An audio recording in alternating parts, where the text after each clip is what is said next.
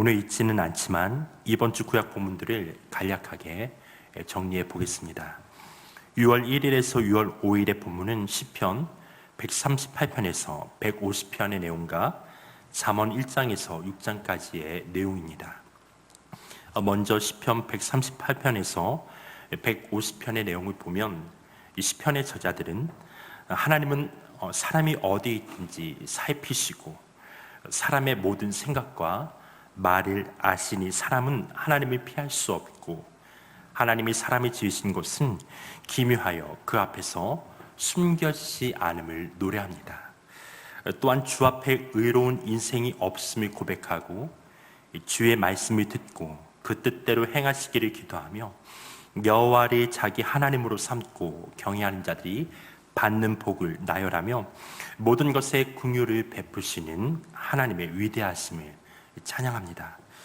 마지막으로 시인들은 하나님은 위대하고 전능하고 그 지혜가 무궁하실 뿐 아니라 그를 경외하고 겸손하며 그의 인자하심을 바라는 자들이 기뻐하시고 그렇게 기뻐하시기에 사람은 오직 하나님을 의지하고 찬양해야 함을 노래하고 있습니다.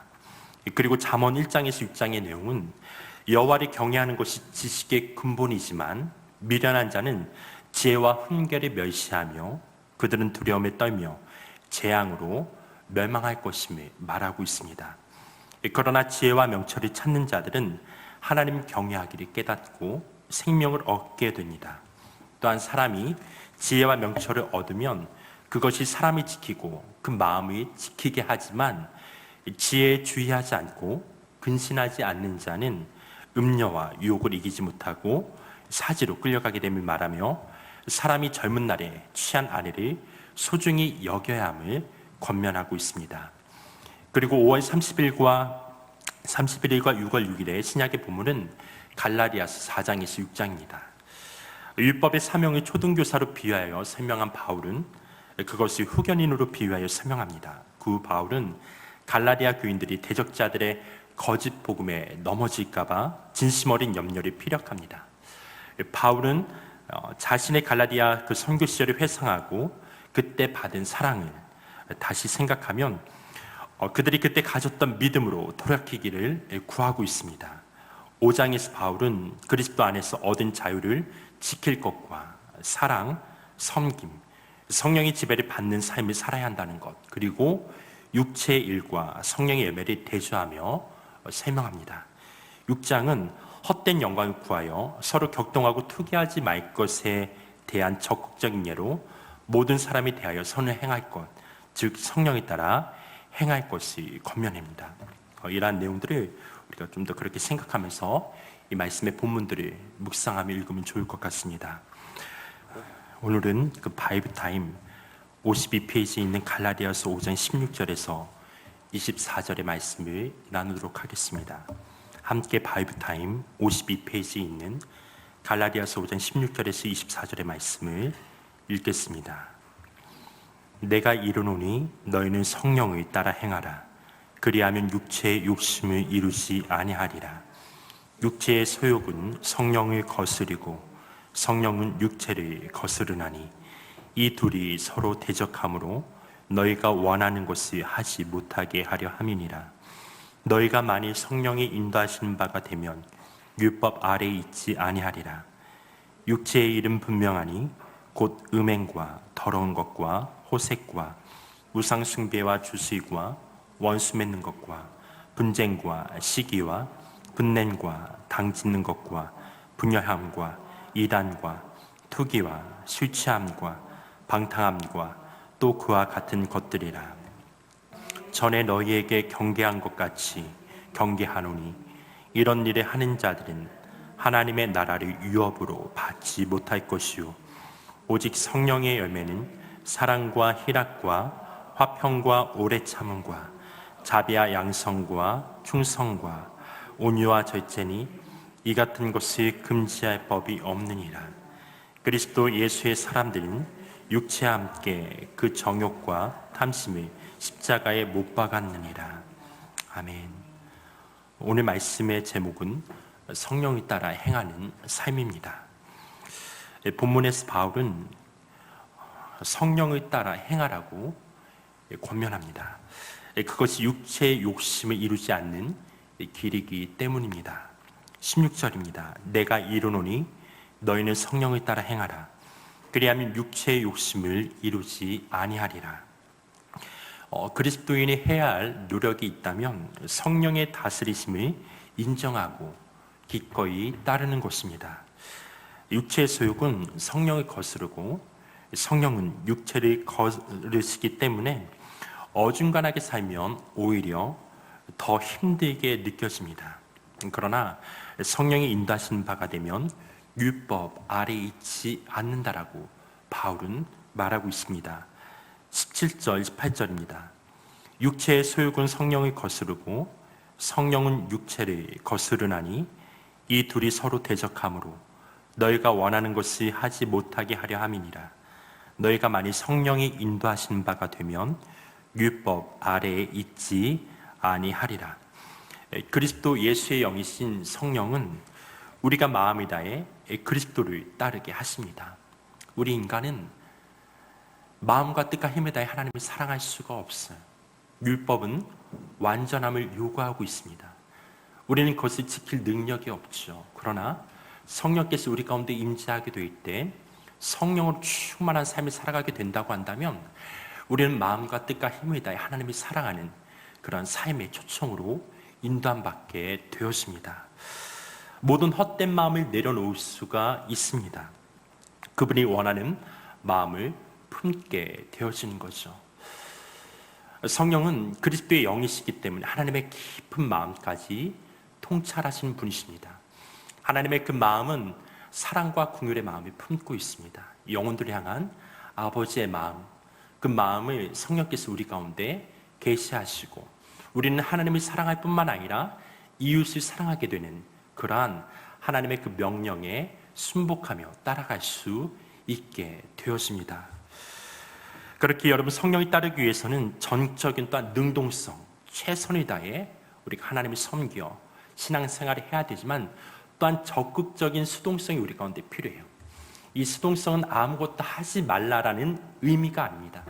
하나님께서 하실 것들이 기대하고 잠잠히 그분을 바라며 믿음으로 그분과 함께 동행하는 것입니다. 너희는 가만히 있어 하나님 되심을 알지어다.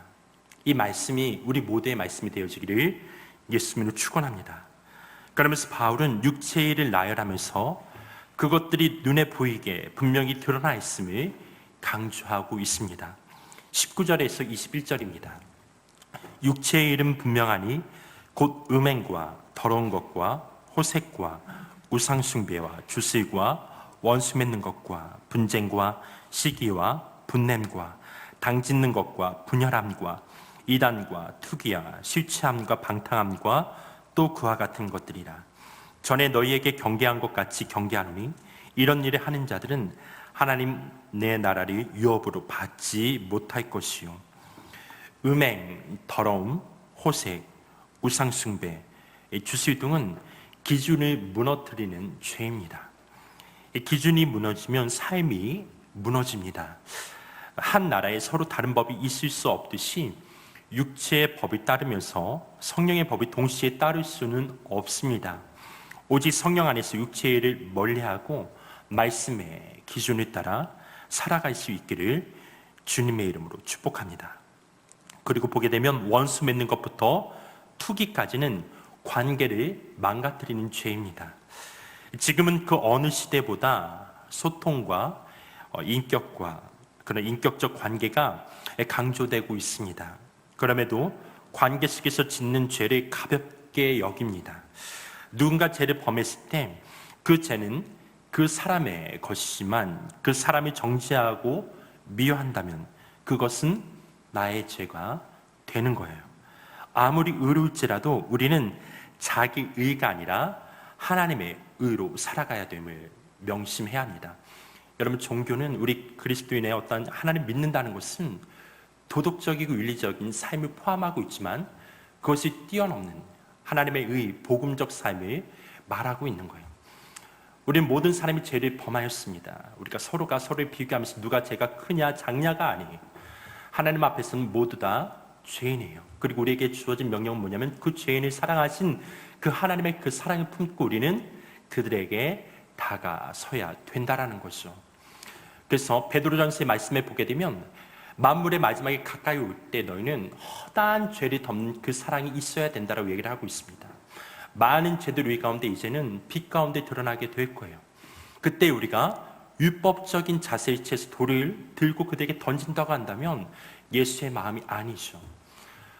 밝은 곳에 그 빛 가운데 그것들이 드러나게 될 때 우리는 그 사랑으로 그들을 사망에서 구원할 수 있는 그러한 그리스도인의 삶을 살아가야 된다라는 거예요.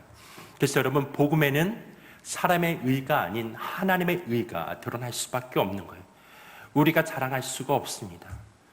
복음에는 하나님의 의가 나타나기 때문에 그분만이 높임을 받으시고 그분만이 자랑할 수 있다라는 거예요. 여러분, 그런 하나님의 의로 살아가는 우리 모두가 되기를 예수님 축원합니다. 그리고 여러분, 이 말씀에 보게 되면 또한 술 취함이 나와요. 술 취함과 방탕함 등은 삶을 망가뜨리는 죄입니다. 믿음과 삶은 균형을 이루어야 합니다. 믿는다고 말만 하면서 방탕하게 살아간다면 그것은 건강한 믿음이라고 할 수 없습니다. 이렇게 기준과 관계와 삶을 스스로 무너뜨리며 살아가는 사람은 결코 행복할 수 없다라는 거예요. 하나님 나라의 복을 누릴 수가 없다라는 것이죠. 하나님께서 이미 우리에게 주어진 그 복이 있어요. 우리가 예수를 믿게 될 때 하나님 나라의 구역을 상속자로서 받게 되었습니다. 이미 주어졌지만 이 육체의 일을 쫓기 때문에 우리는 그것을 누리며 살아가지 못하는 거예요. 여러분, 성령에 따라 살아가게 될 때 이미 주어진 하나님 나라의 복을 누릴 뿐만 아니라 우리 삶 속에 하나님의 크신 평강을 누리는 삶이 될 줄 믿습니다. 그러면서 바울은 그렇게 얘기해요. 바울은 육체의 일과 상반된 성령의 열매를 나열합니다. 22절, 23절입니다.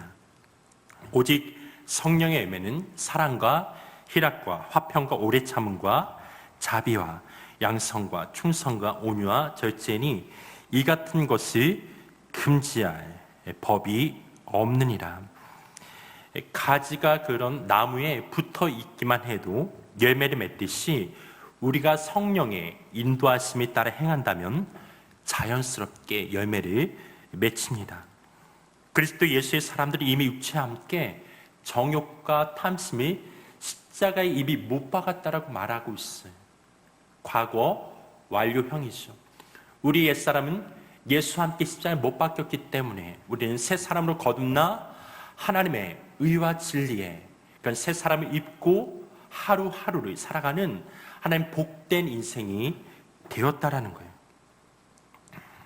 그렇기 때문에 주님 반드시 우리에게 열매를 맺는 삶으로 인도하신다라는 거죠. 여러분, 성령께서 하시는 일은 그 누구도 막을 수가 없습니다. 바울은 우리가 성령으로 삶을 얻었기에 성령으로 삶을 행하자고 그렇게 권면하고 있다라는 거예요. 그런 성령님을 여러분 우리는 환영해야 돼요. 초청해야 되는 거죠.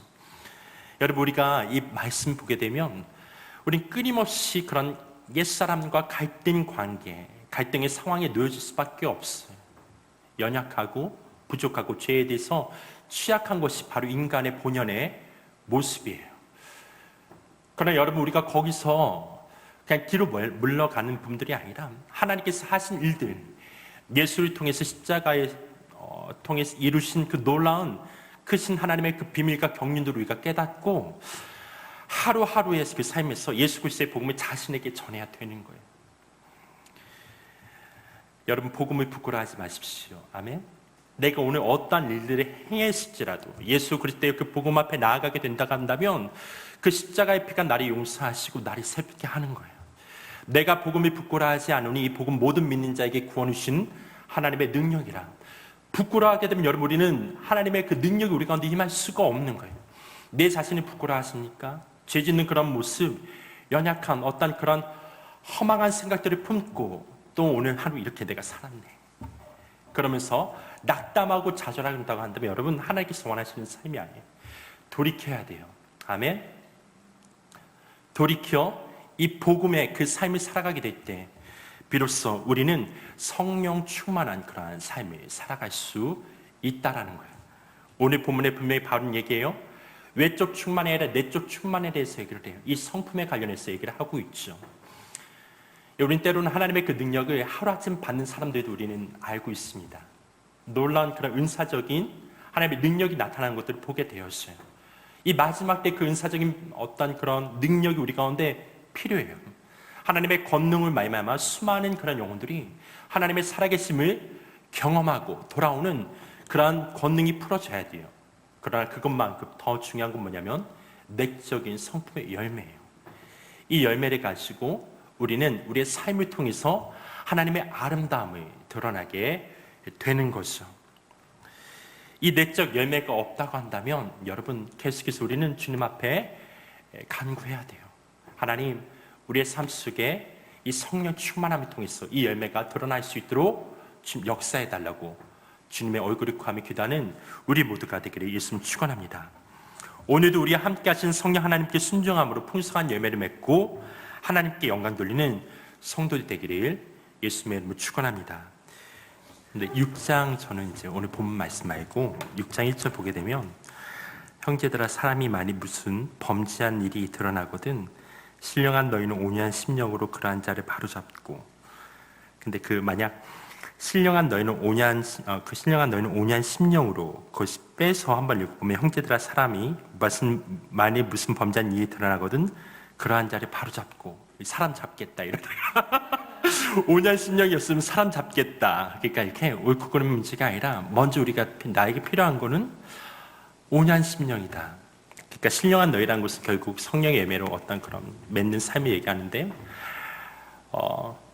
그러잖아요. 저도 개인적으로 나 스스로뿐만 아니라 누군가의 어떤 그런 죄를 이렇게 그렇게 또한 드러나게 될 때 제가 먼저 판단하게 되거든요. 비교하게 되고 상대적으로 쟤 봐라 쟤 저걸 봐라 온유한 심령이 절대 아니거든요.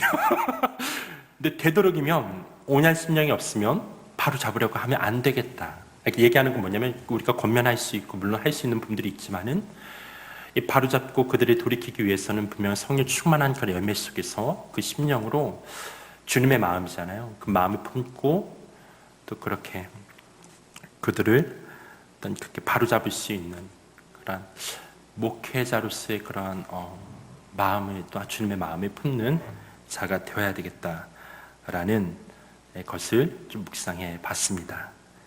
저도 이렇게 짧게 이제 묵상했고 우리 오늘 각자 좀 더 묵상한 것들을 가지고 주님 앞에 나가는 시간 되기 원합니다. 제가 기도하고 함께 주기도문을 하고 개인 기도하는 시간에 갖겠습니다.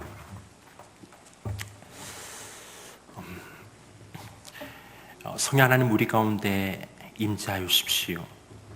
성령의 열매를 맺을 수 있는 삶이 되게 하시고 하나님 아버지의 마음을 품고 그리스도의 영으로 충만케 하사 하나님 세상에서 하나님의 성품이 드러나는 많은 이들 가운데 예수의 복음을 전하는 삶이 될 수 있도록 축복하여 주옵소서. 주님 감사합니다. 이 시간 각자가 묵상한 것들이 있습니다. 하나님 그 안에서 더 깊은 주의 음성을 듣게 하시고 또한 주님께 우리가 또한 부르짖고 또한 침묵하며 묵상 주님 앞에 나아가게 될 때 주님과의 더 친밀한 그 관계로 나아갈 수 있는 교제 가운데 나가는 시간이 될 수 있도록 이 시간을 축복하여 주옵소서. 주님 감사합니다. 이 시간 주님 앞에 의탁합니다. 예수님의 이름으로 기도드립니다. 아멘.